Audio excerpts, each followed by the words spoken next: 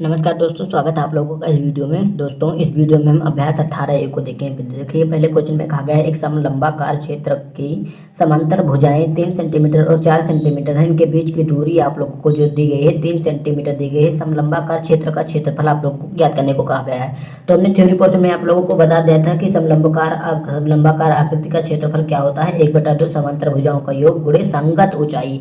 तो संगत ऊंचाई क्या होती है मैं आपको बता देता हूँ। तो यहाँ पर आप देखिए, हमने लिख दिया फार्मूला, लिख दिया समलंब का क्षेत्रफल 1/2 समांतर भुजाओं का योग और गुणे यहाँ पर ऊंचाई लिख दी है। तो देखिए, ये समलंब आप लोगों का है और यहाँ पर आप लोगों को ए बी सी डी, जो ए बी है और सी डी के ये समांतर आप लोगों को बताई गई और इसकी संगत ऊंचाई जो ऊंचाई यहाँ पर दी गई है, ऊंचाई हम ज्ञात करेंगे इस प्रकार की। ये वाली ऊंचाई हम मानेंगे, यहाँ पर ये वाली ऊंचाई आप लोगों को नहीं मानी जाएगी।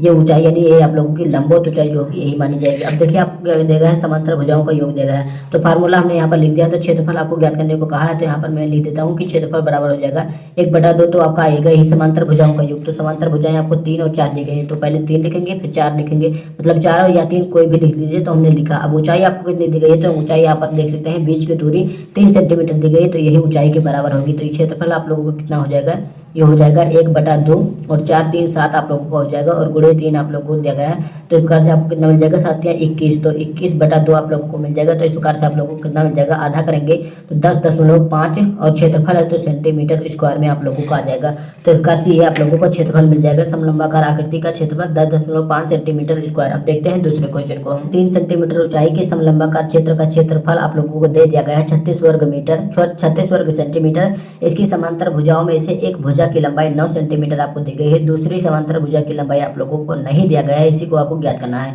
तो आइए देखते हैं इसको कैसे ज्ञात करेंगे। तो ये देखिए, दूसरे क्वेश्चन में आपको ऊंचाई 3 सेंटीमीटर दी गई है, क्षेत्रफल आप लोगों को समलंबाकार आकृति का दे देगा है 36 वर्ग सेंटीमीटर। यहाँ पर आप देख सकते हैं एक भुजा आपको दी गई है 9 सेंटीमीटर, दूसरी भुजा पूछी गई है। तो आपको पता है समलंबाकार क्षेत्र का क्षेत्रफल कितना होता है, 1/2 समांतर भुजाओं का योग गुणे संगत ऊंचाई।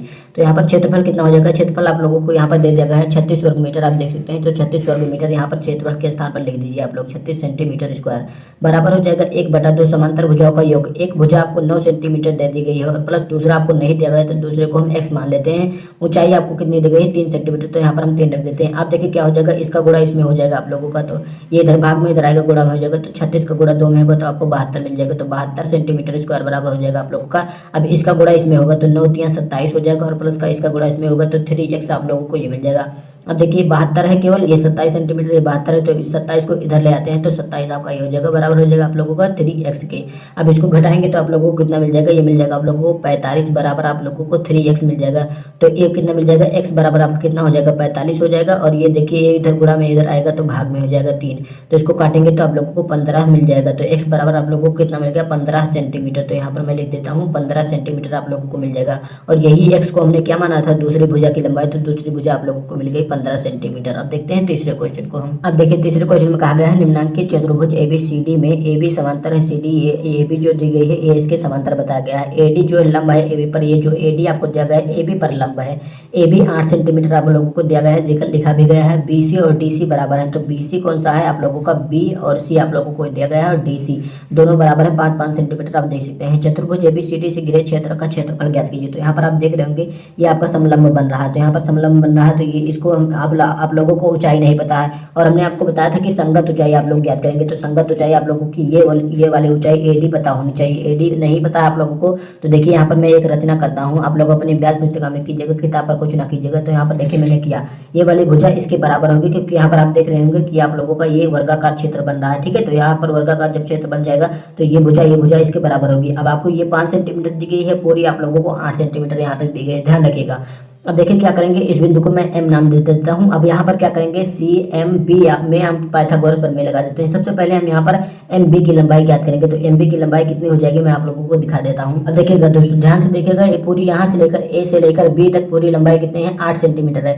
और यहाँ से लेकर DC की लंबाई कितनी है आप लोगों को 5 सेंटीमीटर दी गई है। तो ये रेखा, ये वाली रेखा देखिए, ये आप लोगों को वर्गाकार क्षेत्रफल बन रहा है, तो ये वाली भुजा जो होगी DC ये बराबर होगी AM के। तो ये 5 सेंटीमीटर, तो यहाँ से लेकर यहाँ तक की दूरी मैं यहाँ पर इंगित कर देता हूँ। यहाँ से लेकर और यहाँ तक की दूरी आप लोगों को 5 सेंटीमीटर मिल जाएगी। पूरी यहाँ से लेकर यहाँ तक 8 सेंटीमीटर है, तो ये इतनी 5 हो गई, तो इतनी निकल 5 8 से 5 निकल जाएगी, तो ये 3 सेंटीमीटर आप लोगों को एमबी मिल गया होगा। आशा करता हूँ आपको समझ में आएगा। देखिए एक बार फिर से ये वाली दूरी इसके बराबर होगी, क्योंकि ये आप लोगों को वर्गाकार क्षेत्र दिख रहा होगा। तो पूरी 8 सेंटीमीटर है यहाँ तक, तो ये इतने 5 है, तो 8 से 5 घटा देंगे तो 3 सेंटीमीटर आप लोगों को ये मिल जाएगा। अब क्या करते हैं, CMB में मैं पाइथागोरस प्रमेय लगा देता हूँ। तो मैं यहाँ पर लिख देता हूँ कि CMB में पाइथागोरस प्रमेय लगाने पर, तो पाइथागोरस प्रमेय के अनुसार क्या हो जाएगा, कर्ण का होल स्क्वायर बराबर आधार का स्क्वायर प्लस का लंब का होल स्क्वायर। देखिए ये वाला जो आप लोगों को समकोण त्रिभुज दिया गया है CMB, इसमें हम पाइथागोरस प्रमेय लगा देते हैं। इसकी आपको 5 सेंटीमीटर, ये 3 सेंटीमीटर, ये आपको लोगों को पता चला करना है, ये ऊंचाई आपको पता चल जाएगी। तो देखिए CMB में हमने क्या किया, पाइथागोरस प्रमेय लगा दिया। यहाँ पर आप लोगों को देखिएगा, तो इसमें क्या हो जाएगा, CB का होल स्क्वायर बराबर MB का होल स्क्वायर। मैं यहाँ पर आप लोगों को दिखाने की कोशिश करता हूँ, यहाँ पर केवल मैं पढ़ देता हूँ। तो CB का होल स्क्वायर बराबर हो जाएगा, तो CB का होल स्क्वायर यानी ये आप लोगों को कर्ण दिया गया है, इसका होल स्क्वायर बराबर हो जाएगा MB का होल स्क्वायर यानी आधार का स्क्वायर और प्लस का लंब का यानी CM का होल स्क्वायर हमने यहाँ पर लिख दिया है। तो इस प्रकार से हमने यहाँ पर लिख दिया है। अब आप लोगों को बिंदु की कोई टेंशन नहीं, यहाँ पर आप कर सकते हैं। अब देखिए CM आप लोगों को ज्ञात करना है, यहाँ पर लंबवत दूरी आपको CM दी गई, तो CM को आप लोगों को ज्ञात करना है, तो CM हमने यहाँ पर लिख लिया है। अब क्या करेंगे, देखिए CM बराबर आपको क्या हो जाएगा, CB का होल स्क्वायर और माइनस का आप लोगों को ये MB इसमें से घट जाएगा। अब देखिए CM आप लोगों को कितना दिया गया है, CM आप लोगों को नहीं दिया गया है, तो CM को हम ऐसे रहने देते हैं। CM का होल स्क्वायर हो जाएगा बराबर CB कितनी दी गई है, यहाँ पर आप देख सकते हैं CB आप लोगों को 5 सेंटीमीटर दी गई है, तो 5 का होल स्क्वायर हो जाएगा, माइनस का MB आपको कितनी दी गई है, MB आपका 3 सेंटीमीटर हमने ज्ञात किया था, तो इसका होल स्क्वायर हो जाएगा। अब CM का होल स्क्वायर बराबर कितना हो जाएगा, 25 हो जाएगा, ये 5 का वर्ग और माइनस का इसका 9 हो जाएगा, तो CM स्क्वायर आपका कितना हो जाएगा, घटाएंगे तो 16 मिल जाएगा। तो CM केवल कितना मिल जाएगा, ये अंडर रूट में आपका 16 मिल जाएगा, और CM बराबर आप लोगों को प्लस माइनस का 16 मिलेगा। लेकिन आपको पता है दूरी ऋणात्मक नहीं होती है, लंबाई ऋणात्मक नहीं होती, तो CM आपको कितना मिल जाएगा, केवल 16 ये 16 मिला है, यहाँ पर माफ कीजिएगा बाहर निकलेगा तो 4 आप लोगों को आ जाएगा, तो यहाँ पर प्लस का 4 मिल जाएगा। तो CM की लंबाई आपको 4 मिल गई, तो CM ये आप लोगों की लंबाई 4 सेंटीमीटर मिल गई, तो ऊंचाई भी आप लोगों को मिल गई। अब इसका आप लोग क्षेत्रफल ज्ञात कर सकते हैं समलंब का क्षेत्रफल लगाकर। यहाँ पर आप उस आकृति का क्षेत्रफल ज्ञात कर सकते हैं जो समलंबाकार है। देखिए 1/2 हो जाएगा, और पूरे समांतर भुजाओं का योग, यानी ये वाली और ये वाली भुजा दोनों समांतर है, तो एक भुजा 5 दी गई है, एक भुजा 8 दी गई, तो यहाँ पर 5 लिखिए और एक 8 लिखिए। अब आपको ऊंचाई कितनी मिल गई, यहाँ पर आप देख सकते हैं 4 सेंटीमीटर ऊंचाई मिली है, यहाँ पर आप देख सकते हैं, तो 4 यहाँ पर रख दीजिए। अब कितना हो जाएगा, 8 5 13, 13 का गुणा 4 में हो जाएगा, 13 चौक को आपको 52 मिल जाएगा, और बटा 2, तो इतना सेंटीमीटर आप लोगों को क्या मिल जाएगा, ये क्षेत्रफल है, तो सेंटीमीटर स्क्वायर आप लोगों को मिल जाएगा। तो 52 का आधा हो जाता है 26 मिल जाएगा, तो 26 सेंटीमीटर स्क्वायर आप लोगों को इसका क्षेत्रफल मिल जाएगा, जो आप लोगों को यहाँ पर दिया गया था। देखते हैं चौथे क्वेश्चन को। आप देखिए चौथे क्वेश्चन में आपको कहा गया है समलंबाकार क्षेत्र की समांतर भुजाएं 8 मीटर और 6 मीटर हैं, और इसकी ऊंचाई भी दे दी गई है 4 मीटर।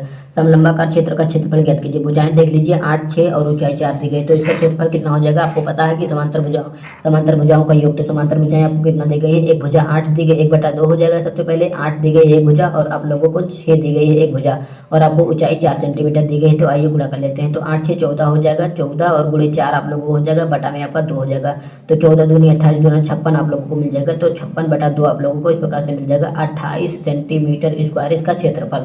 तो इस प्रकार से आपका चौथा क्वेश्चन हो गया। देखते हैं पांचवें क्वेश्चन को। पांचवें क्वेश्चन में कहा गया एक समलंबाकार क्षेत्र का क्षेत्रफल 270 मीटर स्क्वायर है और ऊंचाई 15 मीटर है। यदि समांतर भुजाओं में से एक दूसरी की दो गुनी हो तो समांतर भुजाओं की लंबाइयां ज्ञात कीजिए। यहाँ पर आप ध्यान रखिएगा जो आपको पूछा गया है, यहाँ पर देखिए मिस्टेक से 4 लिख दिया गया है, 50वां क्वेश्चन आप लोगों का। तो आइए इसमें ज्ञात कर लेते हैं। तो ये देखिए समलंबाकार क्षेत्र का क्षेत्रफल आपको 270 मीटर स्क्वायर दिया गया है, ऊंचाई आपको 15 मीटर दी गई है। एक भुजा आपको बताया गया है कि एक भुजा जो है दूसरी भुजा की दूनी है, तो एक भुजा हमने मान लिया x है, तो दूसरी भुजा उसकी दूनी है, तो हमने इसका दोगुना कर दिया।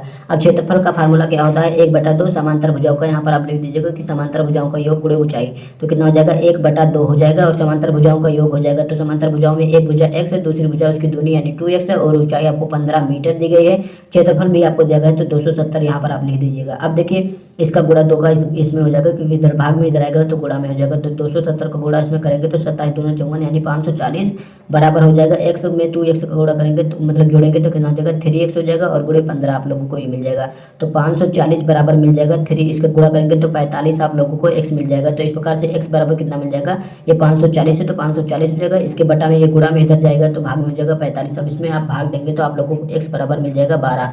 तो इस प्रकार से x बराबर आप लोगों को 12 मिल गया। तो x बराबर 12 मिल गया, तो एक भुजा आपको 12 मिल गई। दूसरी भुजा क्या है, एक भुजा दूसरी की दूनी थी, तो एक x थी दूसरी 2x थी, तो एक आप लोगों को 12 मिल गई। 2x बराबर कितना हो जाएगा 2 गुणे 12 आप लोगों को ये मिल जाएगा 24। तो एक भुजा आपको 24 मिल गई, दूसरी भुजा मतलब एक भुजा आपको 12 मिल गई, दूसरी भुजा आपको 24 मिल गई, और और इसी के साथ आप लोगों की एक्सरसाइज 18A कंप्लीट होती है। अगर वीडियो आपको अच्छा लगा तो वीडियो को लाइक शेयर और चैनल को सब्सक्राइब करना ना भूलिएगा। धन्यवाद, मिलते हैं अगले वीडियो में।